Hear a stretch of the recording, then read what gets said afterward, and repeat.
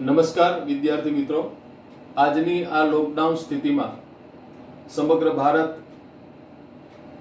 કોરોનાની હાડમારી મહામારીની દશામાં જ્યારે ઘરે બેઠું છે, સુરક્ષિત બેઠું છે, ત્યારે એવા સંજોગોમાં ગુજરાત રાજ્યની સરકાર અને ખાસ કરીને શિક્ષણ વિભાગ એ આજના ઘરે બેઠેલા વિદ્યાર્થીઓ માટે ખૂબ ચિંતિત છે.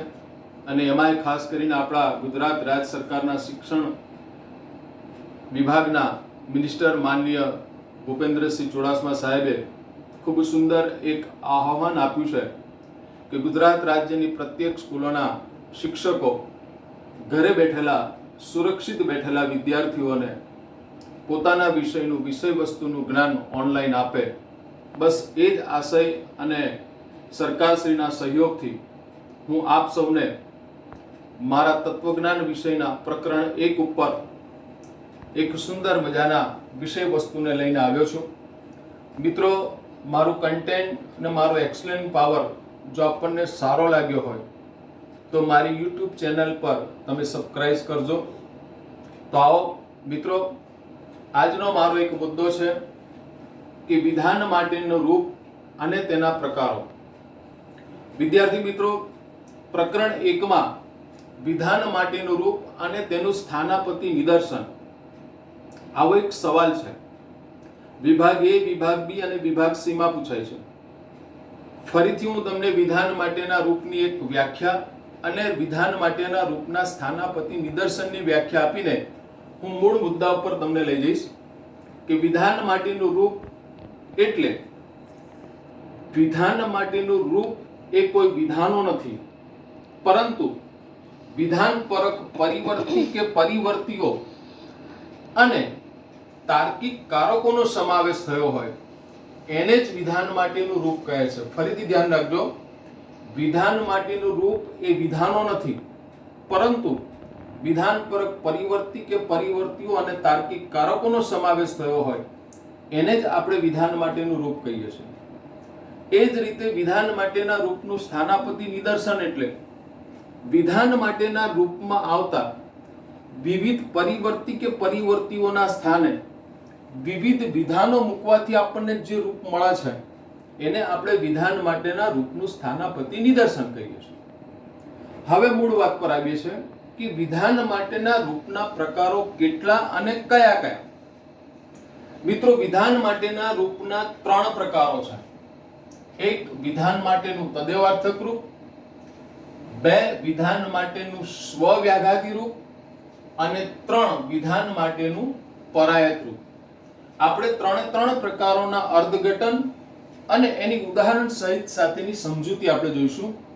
સૌપ્રથમ એનો પહેલો પ્રકાર છે વિધાન માટેના રૂપનું તદેવાર્થક રૂપ. મિત્રો, તદેવાર્થક એટલે યથાર્થ, સત્ય. વિધાન માટેના તદેવાર્થક રૂપની વ્યાખ્યા ખૂબ સુંદર છે, સરળ છે અને યાદ રહી જાય એવી છે. વિધાન માટેનું તદેવાર્થક રૂપ એટલે વિધાન માટેના રૂપમાં આવતા તમામ સ્થાનાપતિ નિદર્શનો સત્ય હોય.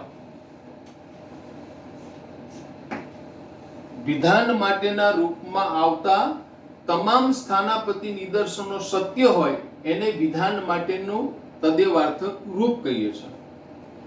બીજી પ્રકાર છે વિધાન માટેનું સ્વવ્યાઘાતી રૂપ. એટલે શું? એની પણ સુંદર અને સરળ વ્યાખ્યા છે, યાદ રહી જાય એવી છે કે વિધાન માટેનું સ્વવ્યાઘાતી, સ્વ એટલે તદેવાર્થક, વ્યાઘાત એટલે વિરોધ. આપણે તદેવાર્થક એટલે બધા સત્ય, એનો વિરોધ કરવાનો છે. એટલે વિધાન માટેનું સ્વવ્યાઘાતી રૂપ એટલે વિધાન માટેના રૂપમાં આવતા તમામ સ્થાનાપતિ નિદર્શનો અસત્ય હોય. ફરીથી, વિધાન માટેનું સ્વવ્યાઘાતી રૂપ એટલે વિધાન માટેના રૂપમાં આવતા તમામ સ્થાનાપતિ નિદર્શનો અસત્ય હોય એને વિધાન માટેનું સ્વવ્યાઘાતી રૂપ કહીએ છીએ. નેક્સ્ટ, ત્રીજી ડેફિનેશન છે વિધાન માટેનું પરાયત રૂપ. એટલે શું? વિધાન માટેના રૂપનો ત્રીજો પ્રકાર.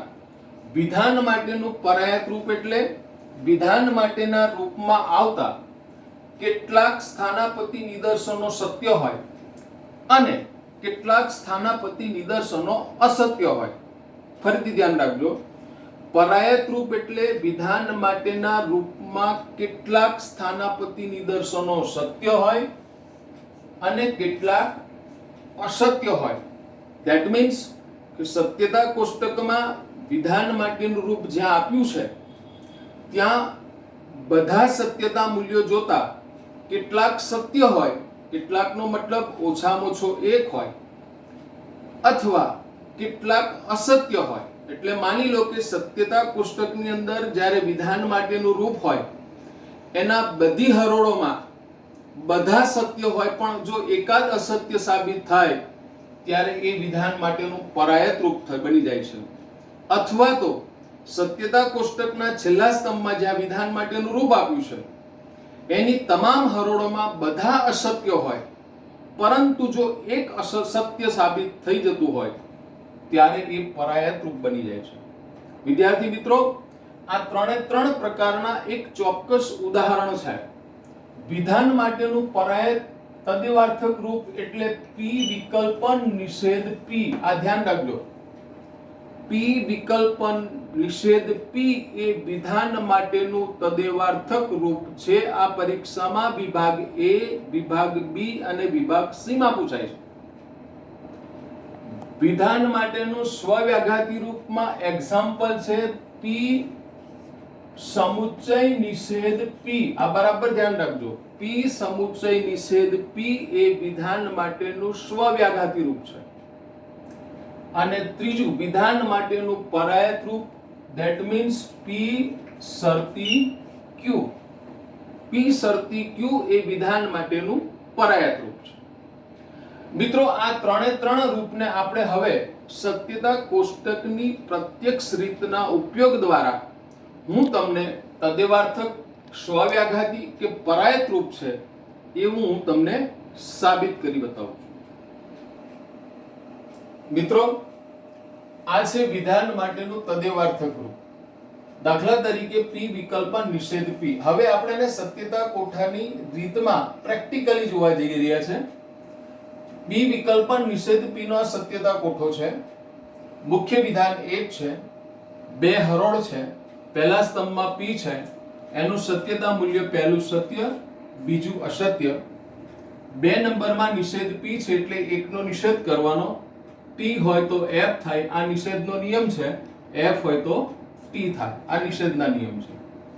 3 નંબરમાં સર્વોપરીકારક વિકલ્પન છે. ડાબી બાજુ પી છે એ 1 નંબરમાં છે અને નિષેધ પી 2 નંબરમાં છે. બંનેમાં આપણે વિકલ્પનનો નિયમ લગાવવાનો છે. વિકલ્પનનો નિયમ એવું કહે છે કે કાં તો બંને વિકલ્પો સત્ય હોય અથવા બંનેમાંથી કોઈ એક વિકલ્પન સત્ય હોય તો અને તો જ વૈકલ્પિક વિધાન સત્ય, નહીં તો અસત્ય. એનો મતલબ એવો થયો કે વિકલ્પનમાં 2f હોય તો જ f થાય, નહીં તો t થાય. ઓકે, તો સત્યતા કોઠામાં બંને વિકલ્પોમાંથી એક સત્ય માટે વૈકલ્પિક વિધાન સત્ય, બંનેમાંથી એક સત્ય છે માટે વૈકલ્પિક વિધાન સત્ય.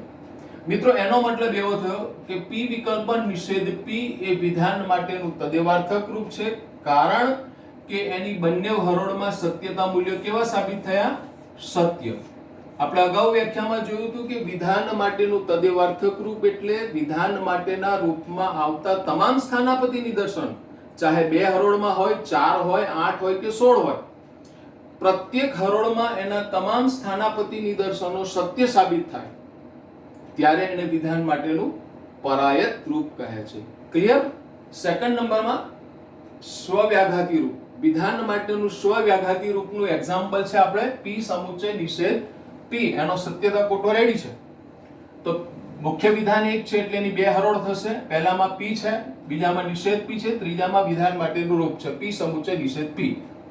મિત્રો, બે હરોળ હોય એટલે પહેલો ટી આવે, બીજો એફ આવે. આ નિયમ તમને બધાને યાદ જ છે.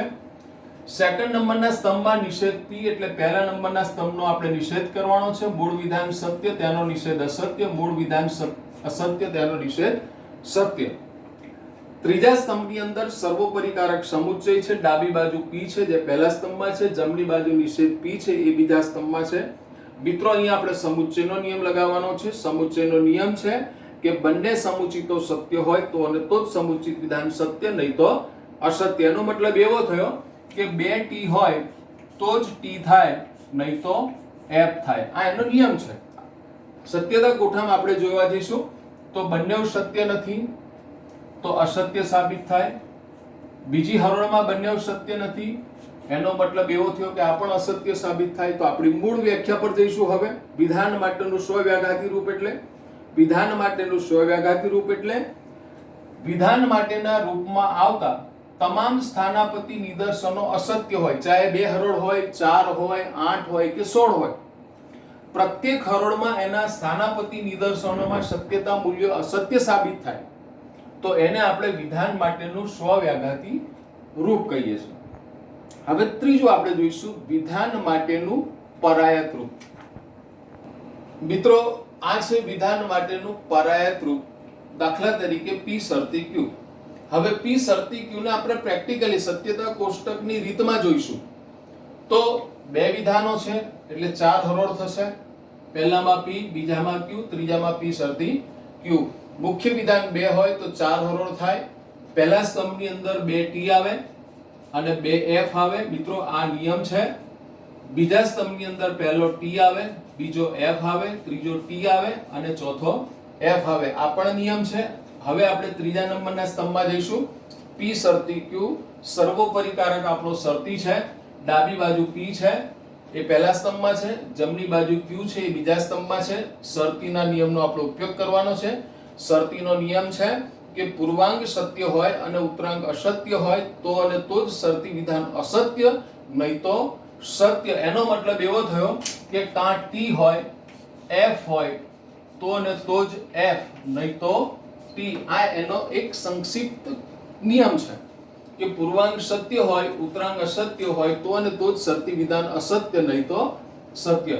હવે આપણે પહેલા નંબરના સ્તંભ અને બીજા નંબરના સ્તંભમાં શરતીના નિયમનો આપણે ઉપયોગ કરાવીશું. પૂર્વાંગ સત્ય, ઉત્તરાંગ સત્ય. બીજી હરોળમાં પૂર્વાંગ સત્ય, ઉત્તરાંગ અસત્ય માટે શરતી વિધાન અસત્ય. બરાબર જોઈ લો. પૂર્વાંગ સત્ય, ઉત્તરાંગ અસત્ય. પૂર્વાંગ p છે, ઉત્તરાંગ q છે.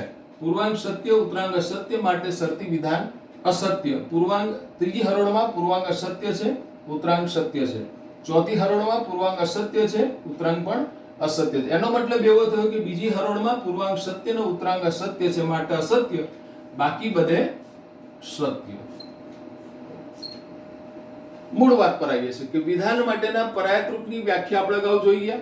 ફરીથી એને આપણે પુનરાવર્તિત કરીશું કે વિધાન માટેના રૂપમાં આવતા કેટલાક સ્થાનાપતિ નિદર્શનો સત્ય હોય અને કેટલાક સ્થાનાપતિ નિદર્શનો અસત્ય હોય એને વિધાન માટેનું પરાયત રૂપ કહે છે. હવે આપણે સત્યતા કોઠામાં સ્તંભ નંબર 3 કે જ્યાં વિધાન માટેનું રૂપ છે p શરતી q, એના બધા સ્થાનાપતિ નિદર્શનોની તપાસ કરવા જઈએ છે તો કેટલાક સત્ય છે અને કેટલાક અસત્ય છે. મેં અગાઉ કીધું હતું તમને કે સત્યતા કોઠાની અંદર છેલ્લા સ્તંભની અંદર બધા t હોય અને જો એક f આવી જાય તો સમજી લેવાનું કે એ પરાયત રૂપ છે. તો મિત્રો આ છે વિધાન માટેના રૂપનું તદેવાર્થક, સ્વવ્યાઘાતી અને પરાયત રૂપને આપણે પ્રેક્ટિકલી, ધેટ મીન્સ સત્યતા કોષ્ટકની રીત દ્વારા આપણે એનું સત્યતા મૂલ્ય નક્કી કર્યું કે p વિકલ્પન નિષેધ p એ વિધાન માટેનું તદેવાર્થક રૂપ છે. p સમુચ્ચય નિષેધ p એ વિધાન માટેનું સ્વવ્યાઘાતી રૂપ છે અને p શરતી q એ વિધાન માટેનું પરાયત રૂપ છે. ઓકે, ક્લિયર મિત્રો? હવે આપણે એક એક્ઝામ્પલ લઈને આપણે વિધાન માટેના રૂપનો પ્રકાર નક્કી કરીશું. મિત્રો, બોર્ડની પરીક્ષામાં વિધાન માટેના રૂપનો પ્રકાર નક્કી કરો એને અનુલક્ષીને એક સવાલ પૂછાય છે. આઈ થિંક વિભાગ ડી માં વિધાન માટેનું તદેવાર્થક રૂપ છે, સ્વવ્યાઘાતી રૂપ છે કે પરાયત રૂપ છે એ પ્રકાર નક્કી કરો એવું પરીક્ષામાં પૂછાશે. બોર્ડ ઉપર લખ્યું છે વિધાન માટેના રૂપનો પ્રકાર નક્કી કરો. મિત્રો, આપણી પાસે એક એક્ઝામ્પલ એવું છે કે દાખલા તરીકે p શરતી q વિકલ્પન નાના કૌંસમાં q શરતી p, આને કહેવાય વિધાન માટેનું રૂપ. અગાઉ મેં તમને ડેફિનેશન આપી છે, ફરીથી યાદ કરી લો. વિધાન માટેનું રૂપ એટલે જેમાં વિધાનો નહીં પરંતુ પરિવર્તીઓ હોય. આ બધા શું છે? પરિવર્તીઓ છે અને તાર્કિક કારકોનો સમાવેશ થયો હોય. આ બધા શું છે? તાર્કિક કારકો છે, એનો સમાવેશ થયો, એને વિધાન માટેનું રૂપ કહેવાય છે. હવે આ રૂપનો આપણે પ્રકાર નક્કી કરવો છે કે તદેવાર્થક છે, સ્વવ્યાઘાતી છે કે પરાયત છે. આ ત્રણ પ્રકારો પૈકીનું આ વિધાન માટેના રૂપનો કયો પ્રકાર નક્કી થાય છે એને આપણે હવે પ્રેક્ટિકલી સત્યતા કોઠાની રીતના માધ્યમથી જઈશું. મિત્રો, P શરતી Q, Q શરતી P સર્વોપરીકારક આપણું વિકલ્પન છે. મુખ્ય બે વિધાનો છે એટલે એની ચાર હરોળ થાય.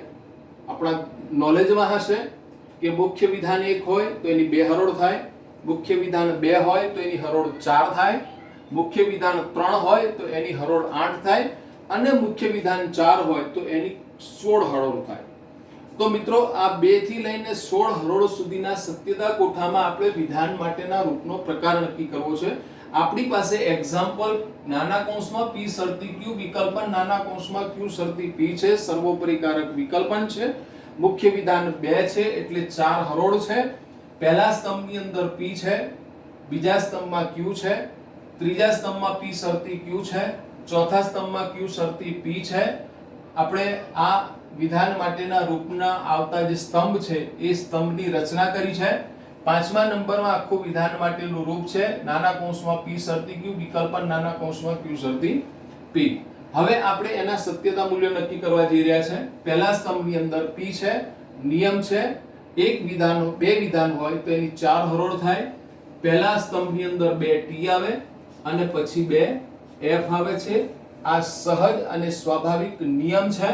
બીજા સ્તંભની અંદર પહેલો T, બીજો F, ત્રીજો T અને ચોથો F આ એનો નિયમ છે.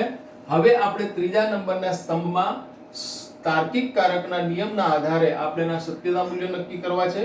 P શરતી Q શરતી સર્વોપરીકારક છે. ડાબી બાજુ P, જમણી બાજુ Q.